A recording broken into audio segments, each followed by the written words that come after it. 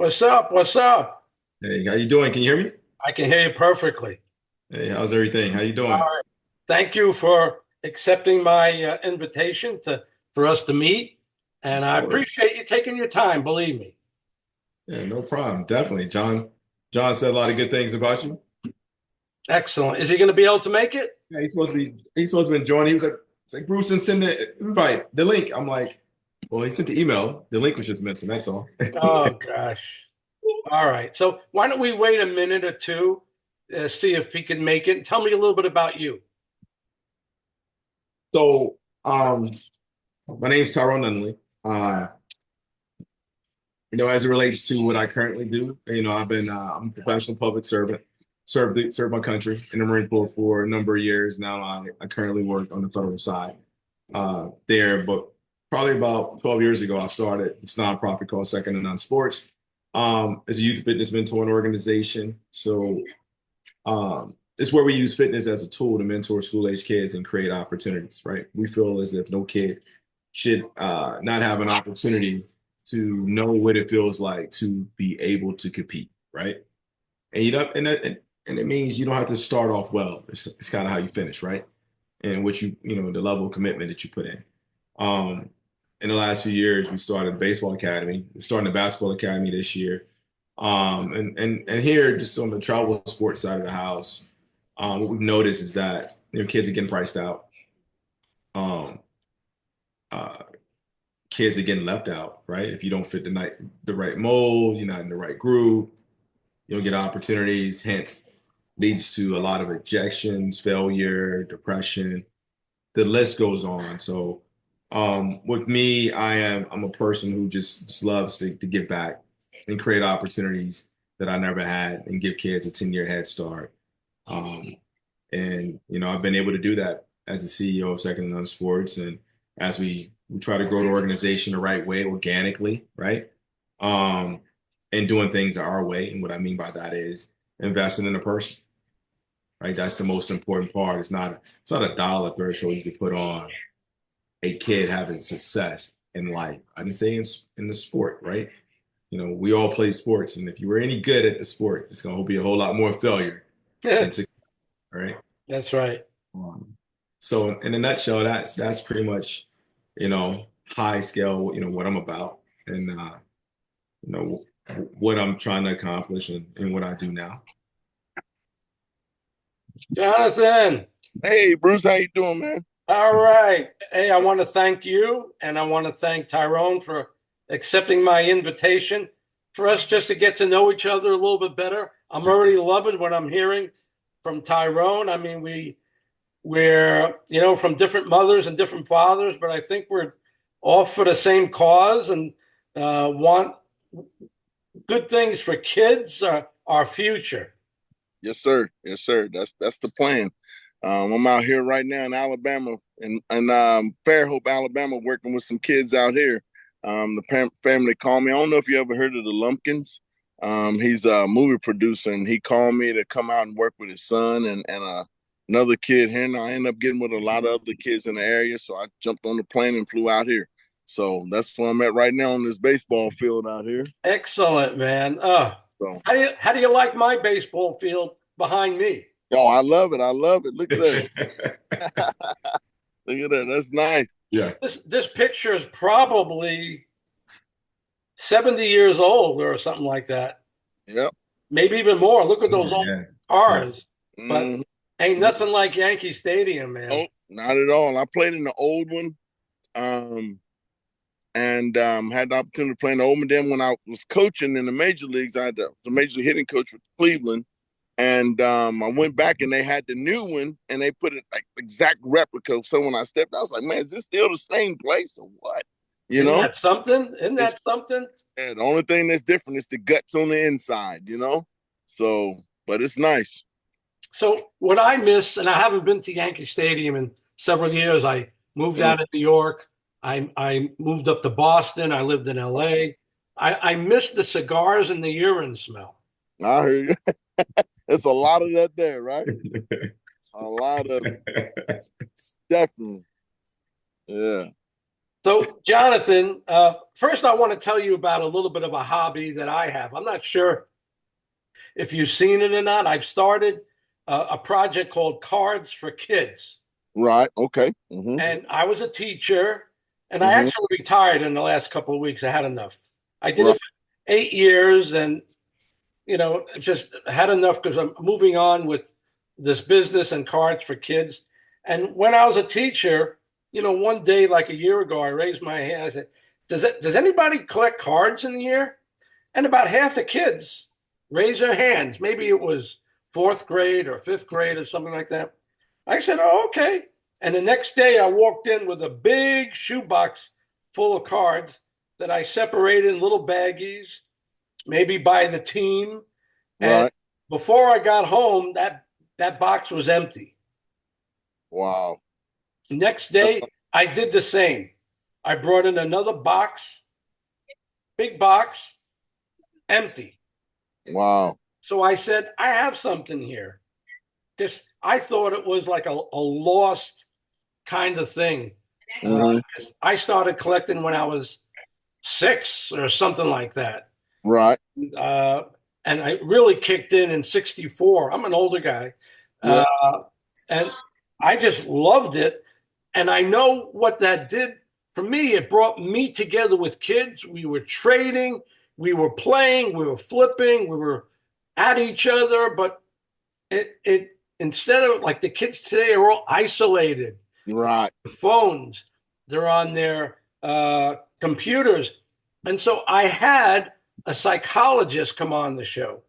And Mm-hmm. I asked her straight out, I said, I'm doing this thing for kids and I'm getting the kids collecting. She says, I can't think of anything better than to make them not so isolated and have them join together and talk and trade and argue and whatever it is, they're doing it together.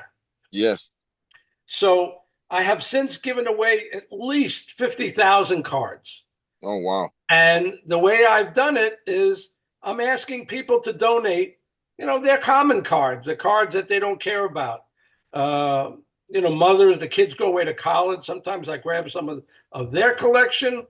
Mm-hmm. But this has really been great. I go into uh, all sorts of different parts of town, whether they're Haitian, African American, whatever it is, I go. And Right. I have a great time. If After we get off, you'll see I made friends with the mayor of one of the town that I was just in this weekend, and he's invited me back to play, uh, give out more cards. So that's the kind part. The next part is kind also. Mm-hmm. It's I have always felt a soft spot, and certainly, Jonathan, you'll be able to relate. When you've got 20, 30, 40,000 people yelling and screaming for 2, 3, 4, 5, 10, 15 years, Mm-hmm. and then all of a sudden they're not. Right. I can't think of anything, I don't know, devastating to some people's psyches, personalities, Mm-hmm. to Mm-hmm. go from being adored and loved to Yep. Where they at? nothing. Right. Some of them saved some of the money they made. Mm-hmm. You and I know a lot didn't. Right. So my heart goes out to them because Right. I was watching those guys from the time I was 5 to now. A lot of respect. These people did things with their bodies, their eyes, and their ears, and their hands that very few people could do. Mm-hmm. Mm-hmm. And I just have a lot of, a deep spot in my heart for that. So I got together with a partner. This dude is something else. He's 7 foot tall. Oh wow. I never stood next to a 7-footer before. Hmm. But you know when they say a big teddy bear, how I met him was at an event, not a fundraiser, but at an event for a nonprofit. And he's Right. telling me a little bit about him. I'm telling him a little bit about me, and it's like, man, we can we can help we can help people. We can help athletes as long as they didn't get too deep into drugs or alcohol and totally ruin their brand. He and I got together with this company called uh, Champion Capital Group, Hmm. Hmm. and there's like three areas here. We have one area over here where we're gathering investors, people that want to invest. They don't know where to invest. When we tell them we're gathering up a second area here of athletes, they're interested in that because, even people that have a lot of money, they make a deal, they make some money, they make a deal, they make some money, they're bored stiff. But if they can do something with athletes that they too watched on TV and respected, so you've got investors, you've got the athletes, and you got companies that need investment. Now, you've got people who, you got athletes that held on to some of their money that have no idea where to invest it. It's not everybody. Hmm. Some. My guy is incredible. He vets companies. He works with nonprofits. He works with uh, uh, tech uh, startup companies that have a darn good chance of getting somewhere.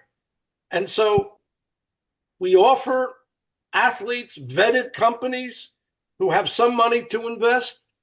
And if they don't, that's okay too, because what we want to do is we want to talk to this guy wants to invest. We want to talk to this guy that needs investment. And we want guys like you to open up the door that Bruce Starr can't open up. Right. So that's basically, in a nutshell, what we do. It's not for everybody, but it's kind of, we're not leaving anybody out. Hmm. If you have a little bit of money, we can help you with that. And if not, we could do some spokesperson stuff. If you're no, and by the way, Miami Dade, 1992, Hmm. pretty cool. I'm in the Palm Beach area. Yeah. So, and then you started with Cleveland. I saw that. So Right. tell me a little bit about you, sir, so that I can get to know you and see if we might be a good fit for each other. Okay. Well, I started out, man, young kid out of North Carolina, pretty much, grew up with a family of 11 of us. Uh, Whoa. it's 11 of us. My mom and dad, they have, recently passed away in the last 7 to 8 years. My mom passed away a couple years ago. Sorry. Um, um, but I ended up, as a young kid, man, I ended up having these people. My buddy had me go try out. He said, man, why don't you go play baseball with us, I didn't know where to go try out. I used to play softball and stuff like that with my dad and then when I was little. But then I would play around in school and I'd go out there and play with the guys and they're like, man, you got to play baseball with our team. So I went out to go try out for this little league team. My dad took me to go try out. I go try out and this lady picks me up. And she was coaching the team. And then later on, I was playing for her and she wanted to be my legal guardian. And she became my legal guardian. My dad, she was like, I want to adopt your son. My dad goes, no, you're not adopting my kid. But we went from there and then ended up, she said, well, can I be his legal guardian just in case something happens with you guys? And ended up, man, my dad goes, okay, I agree to that. So he agreed to that. And then from there, I ended up going from there, finished elementary school, and I ended up getting chosen to go over to a school called Hargrave Military Academy. So I went to Hargrave Military Academy for 5 years. I went there, learned a lot, discipline, different things like that, respect. You start learning a lot of things, and I just wanted to make sure I can give it back. And then from there, I was like, man, I didn't know what I was going to do because I had scholarships everywhere.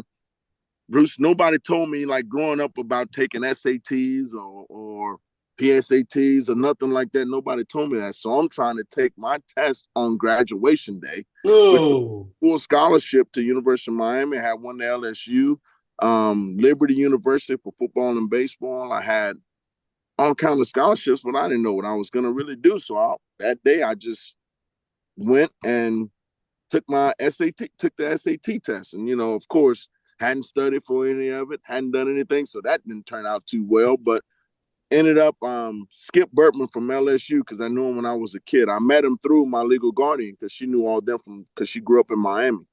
I met Skip through them and Ron Frazier and all them. And then all of a sudden, Skip Burtman, when everything happened, he called Charlie Green, and that's how I got down to Dade South.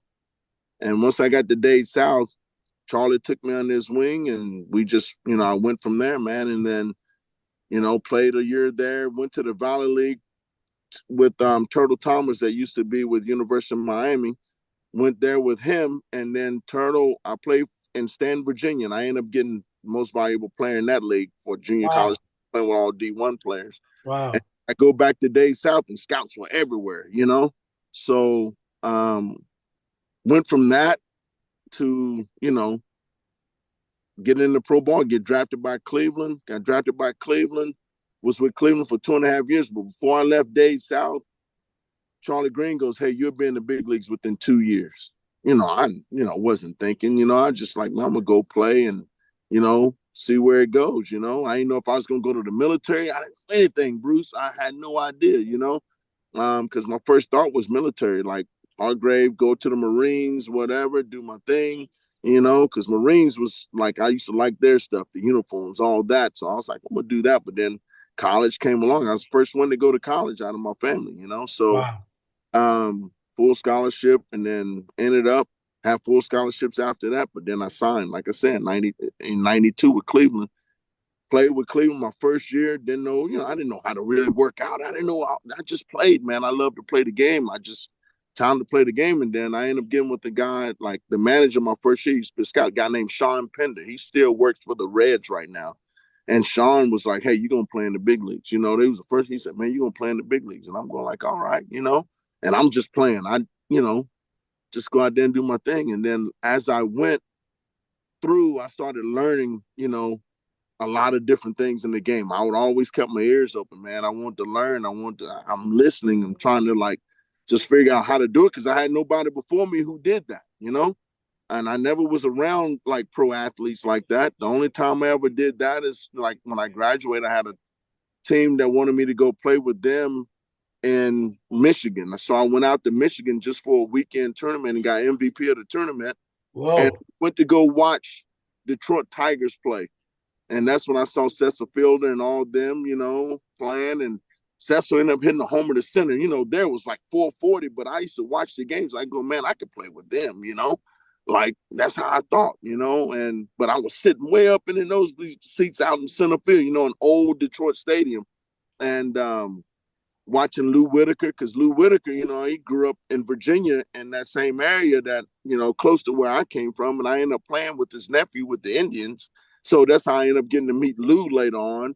I, was hanging out with little Pernell Whitaker. He showed me, where his uncle lived. And that's how I met him. And so I started to learn. Then all of a sudden I get to the big leagues and I'm able to play against those guys, Cecil Fielder, Whitaker. Wow. I ended up playing against those guys right towards the end of their careers, and seeing those guys go through their business. Then I actually get there, man. I go to spring training, learning, different things, and then all of a sudden, I'm thinking like, all right, I got a chance. I got Rule 5, I got a chance, and I got Gary Gaddy, Greg Gagne by me. I learned a lot because now those older guys, and I'm out there throwing. Me and a guy named Chris Steins, we both got picked up to go over to Kansas City at the same time. He came from the Blue Jays. I came from Cleveland. And we're throwing, and then all of a sudden, we're both outfielders. He was an outfielder, infielder, and I could play all over, but I was mainly an outfielder there. And we started throwing, but we go first day, we doing long toss, we doing all that. Man, the next day, those guys came out, they stopped us, Gary Guy and Greg Guy said, "Listen, do not pass us the rest of spring training." And I'm going like, man, we got to figure something out here, you know? But that was back then. So they was teaching us like, you're not going to make us look bad out here because you guys are younger, whatever. And I'm like, well, we ain't trying to make it look bad. We just trying to get ready. We trying to make a team. We trying to do things. Man, I threw 90 feet for like all of spring training until like the game started. But me and Chris Dines, I said, listen, Chris, we can't do that, man. Like, we got to stay after whatever we got to do to go out here and get these things done that we need to get done to make sure we're ready to go for these games. And that was the strike year in 1995. You know, 1994 going into 95 is a strike year. And so I wanted to be ready to go. And because now I didn't even know I was going to make the team. I had no idea because you're Rule 5. You got no clue. You just going out there putting your best foot forward and seeing what could happen, you know. And I had a daughter at the time, you know. I was young. I had a daughter. My daughter was born my sophomore year of college. So I was nervous, didn't tell anybody. So I went through all that. But, you know, I mean, just trying to like keep things away from people just so I can go out and get it done and just work and just keep my head on straight and just keep moving, you know. And I learned a lot from all those older guys, man, and they just brought me through. And then once I did that, then every year from there forward, like I ended up making the team. You know, I made the team. Chris Steins ended up going down to AAA, but he ended up coming up, and then all of a sudden we ended up getting together again with the Reds. He and I, we got traded together to the Reds, and I played with Barry Larkin and all those guys. Wow. Another step, so I ended up learning a lot there. And then as my career just kept evolving, you know, Boston.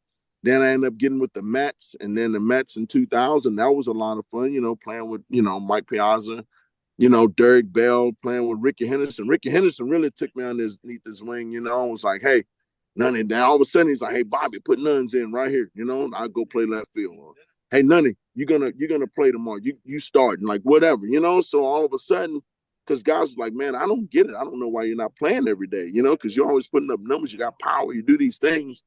And then I just learned a lot of different ways of like going about business of like playing the game, you know.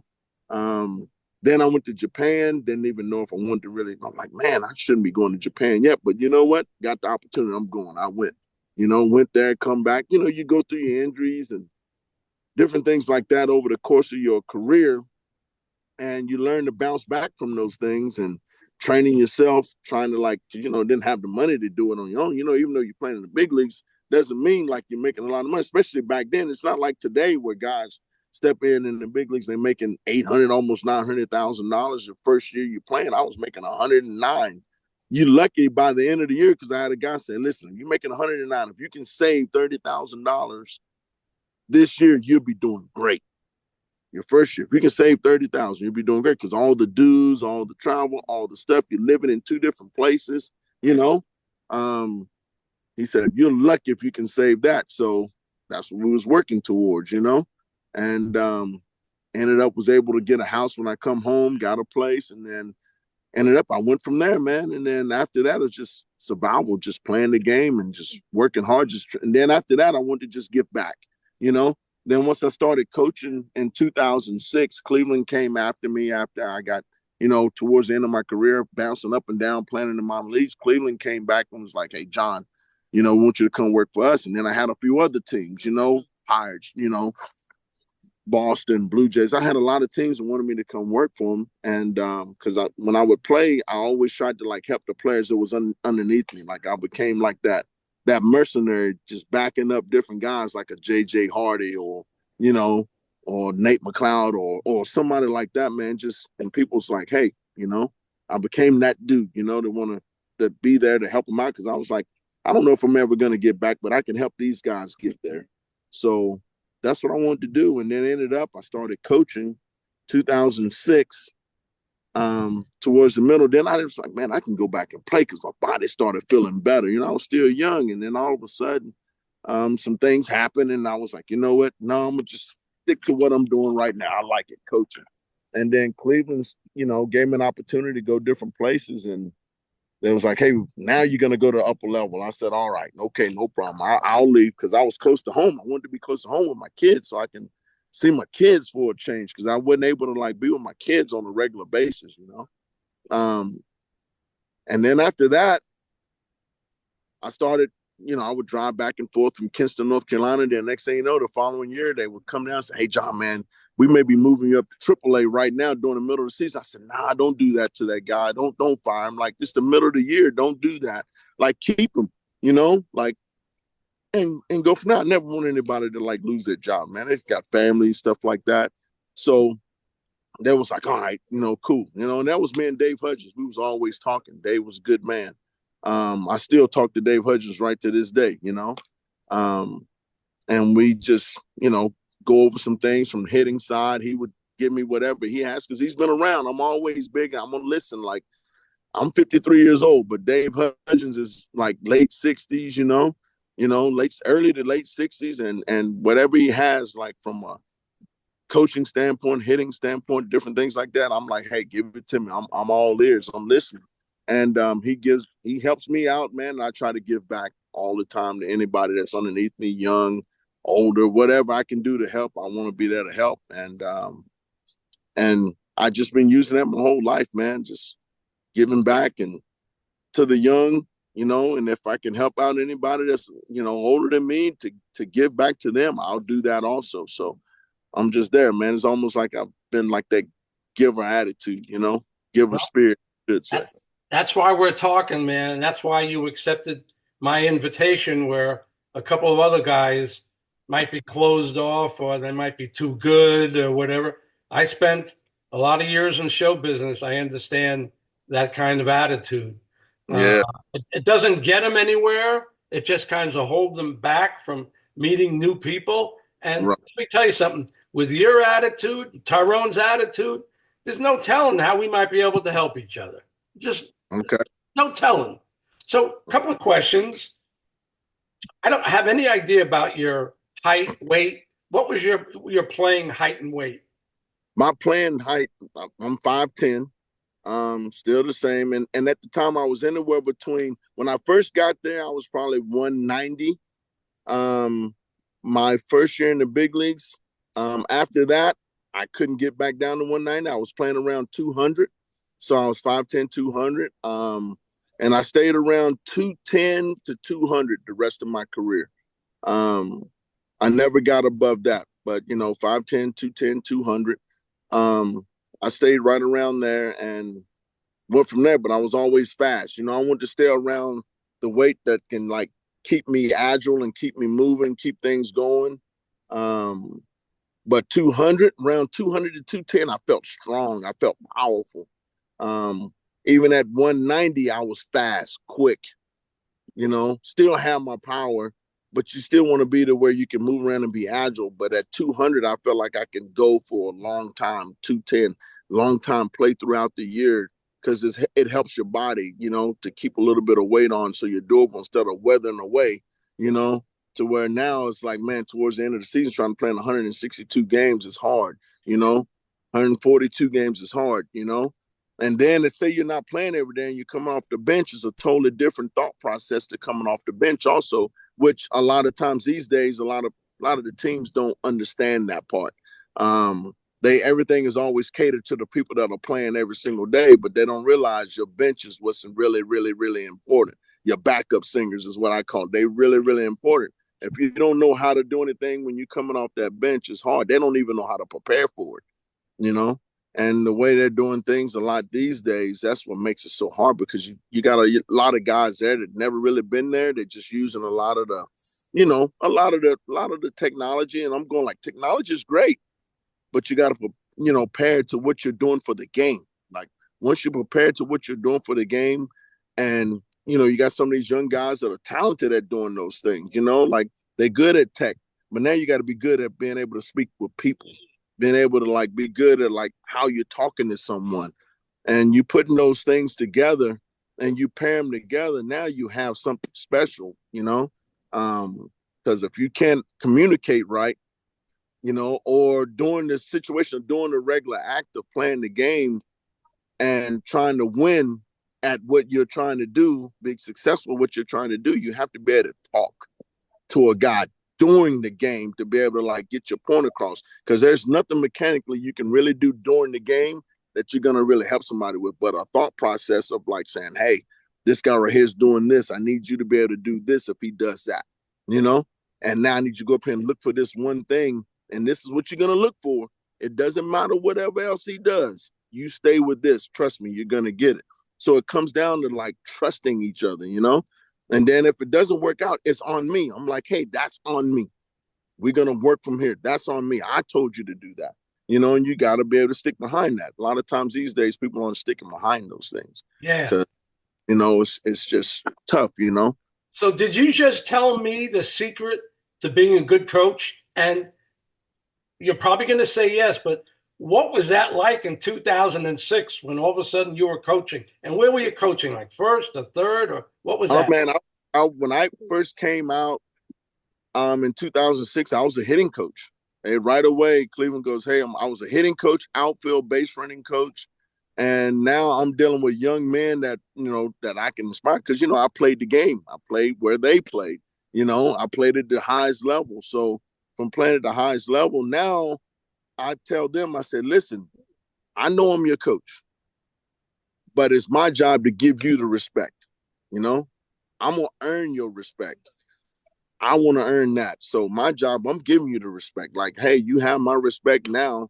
You know, I'm going to earn yours. I need to earn it, you know? So now we go out there and we work together, man. I've just partnered up with guys on the field, like just teaching them. And then all of a sudden now I knew what was going on at home. I knew what was going on during the day. I knew what was happening when they would show up to the park. Hey, man, then I'm like, hey, look, do me a favor. You don't need to do a lot of this today because I know what's going on with your mind. Now I got to like kind of like help them get through the day and be able to go out there and play that game where they had peace a little bit so they can play. Because normally as an athlete, man, you have everything going on at home. But when we get to the field, normally that's where we're the happiest, right? And now everything's out of your head. Boom, you can relax and boom, for that 2.5 to 3 hours of time, you feel free and you're ready to go, right? I mean, things going to come up in the game, but those are the thoughts you want to have instead of something that happened off the field, you know? So me just giving back, trying to teach them how to like get through those things and get through those days, it helps out a lot, you know?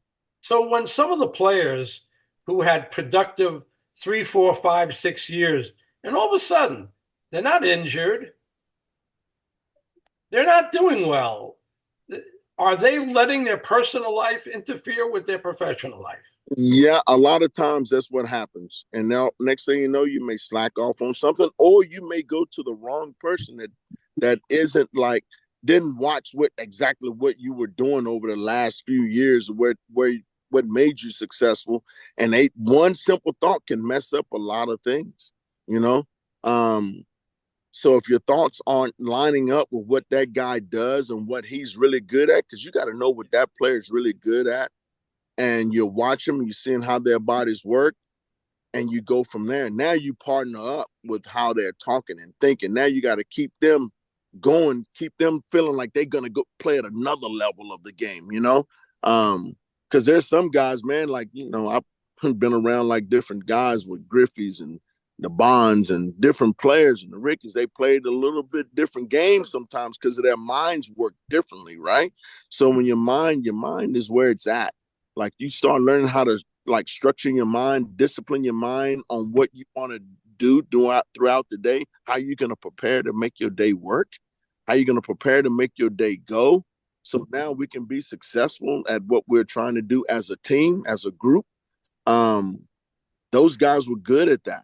Like Ricky knew what he was going to go out there to do if he got on base today. Because there's days where he would go, hey, man, today I'm just trying to get on base. I'm going to steal bases. He goes, John, you ain't stealing bases and hitting homers. It's tough to do that. You know, I can't go out here and steal 100 bases and think I'm going to hit a bunch of homers. He goes, because when my body is hitting that ground, it hurts. You know, that was the thing. My body touches the ground, it hurts. So I was like, I get it. I get it, Ricky, man. I said, I get it. So I started learning a lot from them on that. And then I get with like guys like King Griffith Sr., like King Griffith Sr. took me underneath his wing and man, it was special. Like he taught me a lot of other things. Cause I had, like I always tell people, I had 3 coaches that really helped me out throughout my career. Like I had a guy named Gene Tennis, who was around for a while. He was with Oakland. Had a guy named Mitchell Page who also was with that played for Oakland and coached with the Cardinals and a lot of different teams, Nationals. Was around for a while, and Ken Griffey Sr., who helped me out a lot when I got over to the Reds. So I had some guys that kind of shaped my life and helped me out even on the coaching side, because I was able to maintain it and never forgot it. Incredible. When the scouts saw you out of college, what was their scouting report on you? They said they knew I was a hitter. The first thing they ever thought was, hey, this kid hits. They didn't know what position I was going to play. They had no clue what position I was going to play, because I was a catcher when I got drafted out of high school, and I turned it down, went to college, and then after that, I ended up, playing outfield. Had to learn it, man. So I taught myself. I was out. I tell you, Bruce, I was out one night. I was in college. I was at my apartment. I was at my apartment one night, and I was like, man, I'm gonna go to the stadium. I got to figure this out, because I was making I wasn't judging balls right. Just things just wasn't going right, for me at that time when I made that decision to move to and I made that decision myself, because the coach's son was the catcher. The coach's son was the catcher. So I go, the chances are he's gonna catch. He's not a hitter. He wasn't a hitter, but he could catch and throw, which is Charlie Green. Charlie Green is around there. He's still with Milwaukee. He ran Milwaukee's, minor league system for a while, but then also now I think he's in the major leagues as a bullpen coach. But he's a heck of a catcher and thrower, just couldn't hit. And he got drafted by Baltimore. He got to the big leagues, couldn't hit though, but he could catch and throw. So I went out there, and one night I left my apartment, and I was like, man, I got to figure this out. I ain't telling anybody. I jogged probably a mile and a half to the field. Got to the field, went out in the right field, and I just stood out there and just shadowed, like just anticipating the ball coming to me, and in the dark. If somebody would have saw me, they would have thought I was crazy, But I was out there in the dark, going through my moves of how I would get ready to see the ball and read it and track it and just going after it, just doing my thing. And I would do that. And then after that, I didn't even have a glove, Bruce. I had an infield glove. I took an infield glove out there. I didn't even have that. I didn't have an outfield glove. I took that, and that's what I was trying to play with my first year in college. And I ended up on the hitting side, I still hit 350, stole 25 out of 25 bases, something like that. And, we did all right. Then the next year we make the playoffs and stuff in college, and I hit 410 that year. But then I went to the Valley League and hit 350 with 14 homers, and started playing defense. Now I'm moving to center field. Now I went to center. Now I'm starting to learn and do things. And still, when I got drafted, still was like, we don't know what position he's going to play. Now I get in, they got me trying to play second. They had me go over to third. They had me, in the outfield. So I'm moving around left, center, right, second base, left, center, right, second base. And then all of a sudden, I'm like, man, what am I going to do?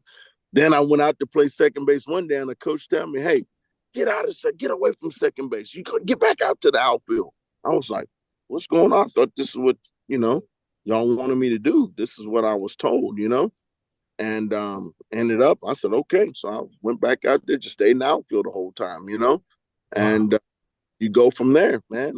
Sometimes you don't know what's going to grab you or help you, and then I get to the big leagues, and now as an outfielder, playing playing right field, center field, left field, and I love right field. Right field it was fun for me. I loved it. Center field, you just got to be able to go get it, judgment, go get it. You're the chief. So Most people would have no idea the difference between left, right, and center. They just think left is over there, right is over there, and center is over there. Can you explain it? Yeah, I mean, it's just different. Playing left field, the ball's going to move certain ways, right? Depending on the hitters, depending on what stadium you're playing in, too, because sometimes that ball will go up and it's going to come back on you. And because of the way the stadiums are built, especially when I went from the minor leagues to the big, and it's different than that different from there too, because you're thinking like, man, I'm a good outfielder. Da, da, da. You're doing everything you're supposed to do. You get to the big leagues now. You got 3 decks. The ball, when the ball goes up down the line, it blows out into the left field stands, and then all of a sudden the ball starts to come back on you. You going hard that way, and next thing you know, the ball is behind you. You're like, what the heck is going on here? That's left field, but then a left fielder may hit the ball. I mean, left-handed hitter hits the ball, it's going to tail on you, right? Right-handed hitters, the ball's going to hit it, may topspin, they may slice it, they may backspin, you never know. So I had to play in certain spots out there to make me feel comfortable too, because now when a right-handed hitter was up, I played them more towards the gap. When a left-handed hitter was up, I played them more towards the line because the ball would run that way, you know? And then when I played right field, I did the opposite. Left-handed hitters, I played them towards the gap, and right-handed hitters, I played them more towards the line. It depends on who they are, you know, and who's pitching, of course. And then in center field, you're on one side or the other, but the ball is going to be pretty much straight. It's going to be straight. It's going to jump on you.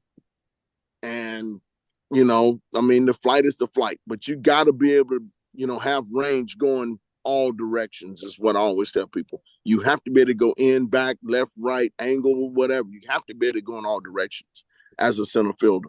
And right field, like, you just got to make sure your arm is there. It's got to be, you got to make sure your arm is really good, you know, and accurate. So, I mean, those are big differences. And, you know, most left fielders didn't have really strong arms. Most of them didn't. But if you do come across one, that's great. Did you have a strong arm? Yeah, my arm was pretty strong, but I was more accurate and quick than strong, probably, you know. But my arm was pretty strong. So I could throw the baseball. And then and it's almost like I got better as I got older. But the main thing is I wanted to be quick and accurate. You know, come get the ball, be quick, be accurate. And I always felt like I can throw the ball wherever I wanted to throw it. So, Jonathan, two things. And Tyrone, I'm sorry. No, you're fine. You're with me in heart. I haven't forgotten about you. All right. But this guy next to you is incredibly interesting. And I'm loving this. So if you don't mind, we had a World Series this year. Pretty interesting World Series. It looked like it was going to go one way, and then it went away and went someplace else. And, you know, there were 2 guys on the Yankee team. You talked about someone who plays different positions, second base, outfield. The Yankees had a guy named Chisholm, who I watched a lot down here. Yep. And he blew my mind. What an incredible third base. Never played in his life. He blew my mind. His arm and his accuracy at third base. I never seen anything like that. Yeah, he was an infielder before, you know. Second baseman, though. Yeah, he was an infielder before, but, you know, him just being an athlete and agile, man, like he can do some things. The kid is really talented. A lot of power, too, for not such a big guy. But I saw him playing third base, and I was like, wow, man, he can actually play third base. Like he did a really, really, really good job for them, you know, moving over there. I mean, that was really good. But the thing is, they played against the Dodgers. You know what I mean? Like you got guys on that Dodgers team that are so disciplined, and they, you know, and they able to hold a plan. They're able to hold a group plan, a team plan. If certain arm angles from pitchers, they go, hey, look, if he does this, lay off of this. You know what I mean? Like they understand release points and different things like that. Players down here, like he can only locate here. The ball's going to move like this.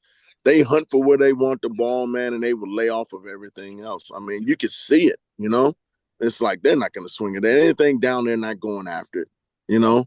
But if it comes close to them, they're going to jump them. You know, you can just see how they were as a team.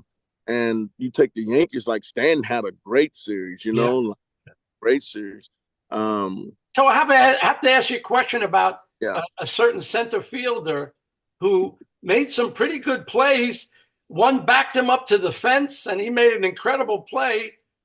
And then, yep, I can tell you exactly. I saw, like, I'm watching.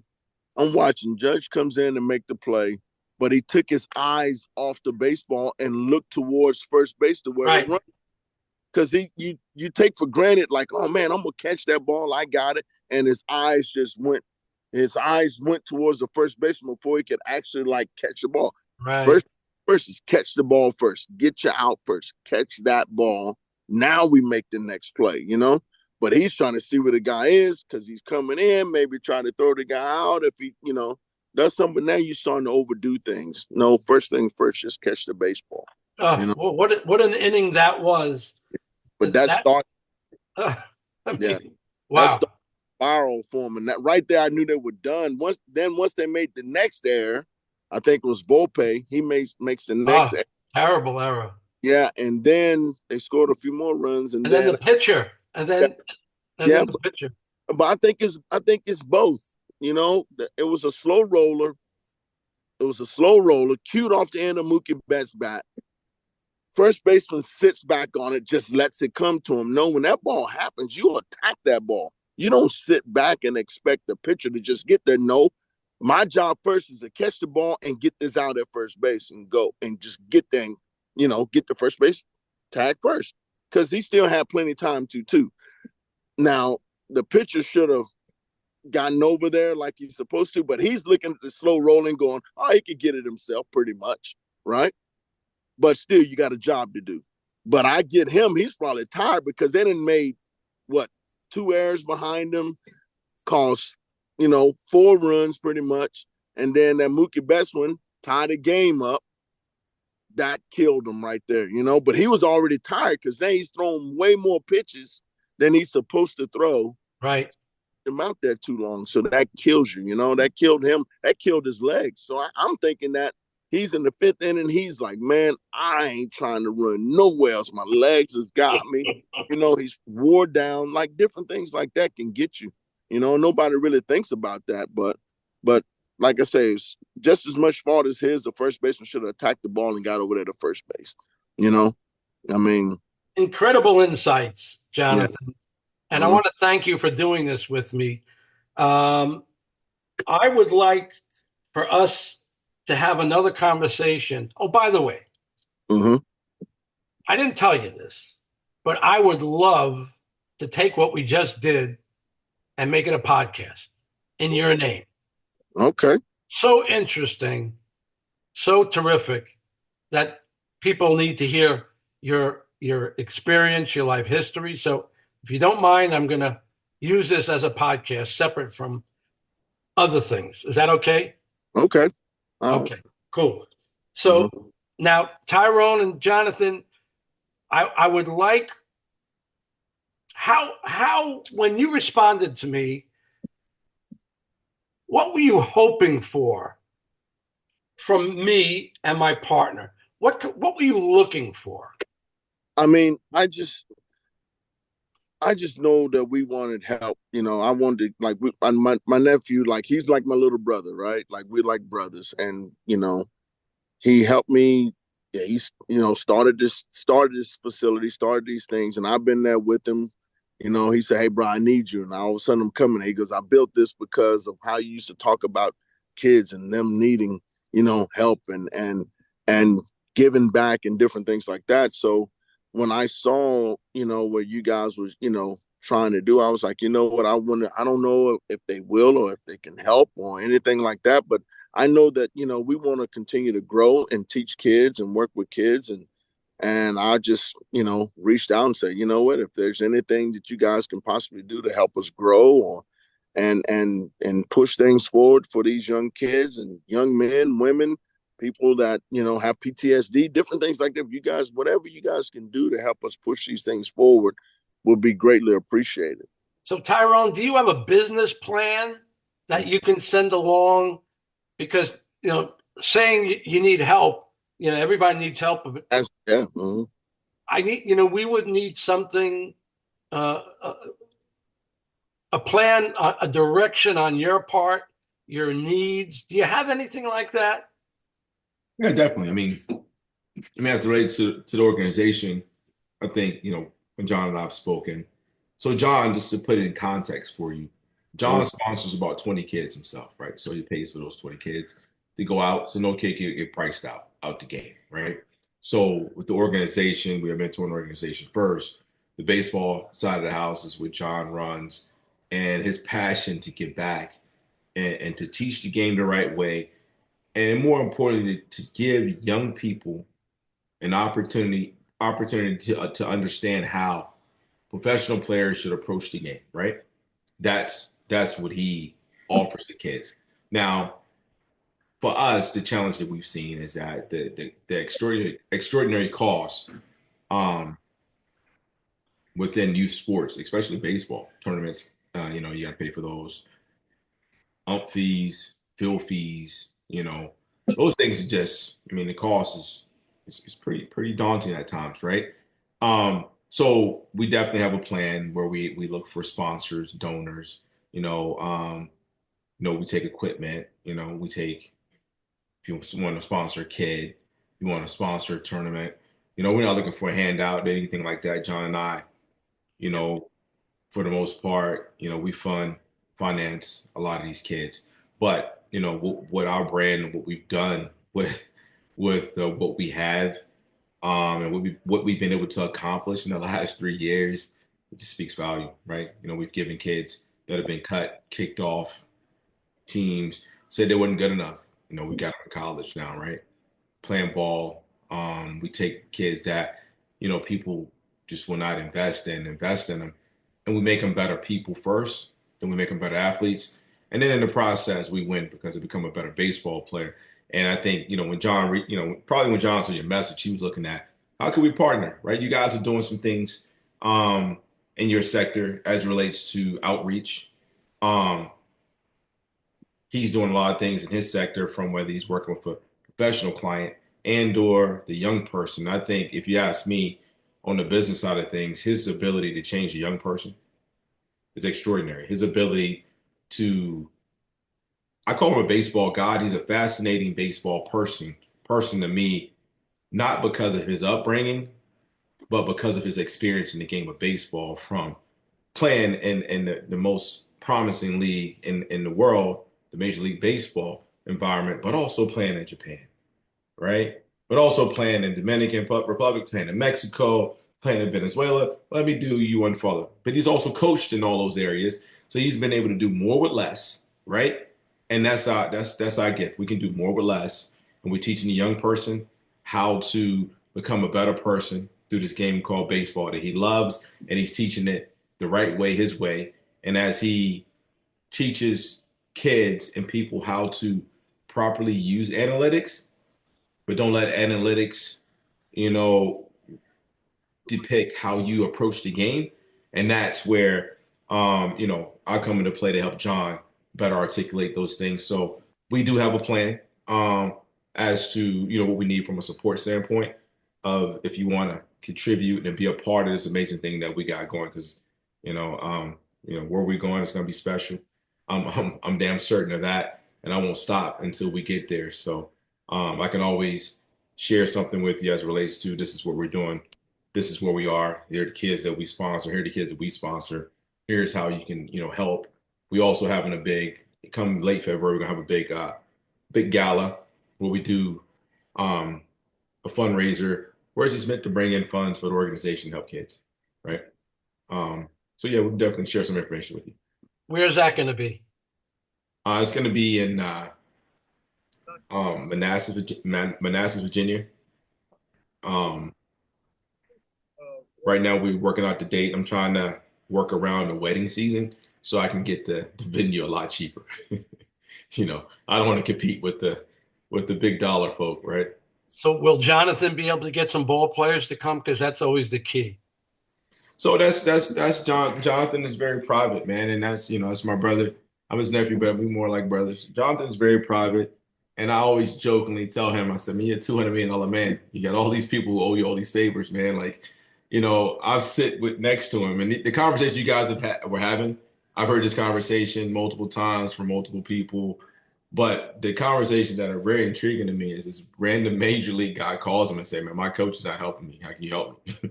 And he talks these guys through the process of how to approach the game, and I'm like, I'm my granddaddy's son, right? I'm like, man, there's a fee for that, bro. What's going on? And he's like, nah, nah, nah. And that's just who he is, man. He's a giver. And he's given his whole life, and it's a beautiful thing, right? And I'm truly blessed to have him be a part of the organization and then run, because he's one of the guys. He runs baseball. I'm just there as a vehicle. I've had an opportunity to understand how to navigate, certain pieces, but that's his vehicle over there. But I think John can get guys there. Has he started to reach out as of right now? He hasn't.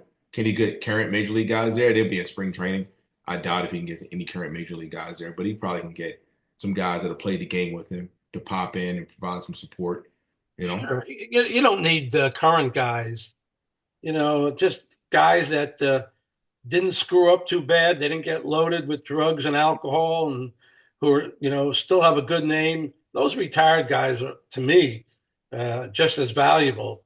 So, Jonathan, don't be shy about looking for some of those retired guys, because I'll tell you what I've learned over the years is uh, when you reach out to someone, you're blessing them.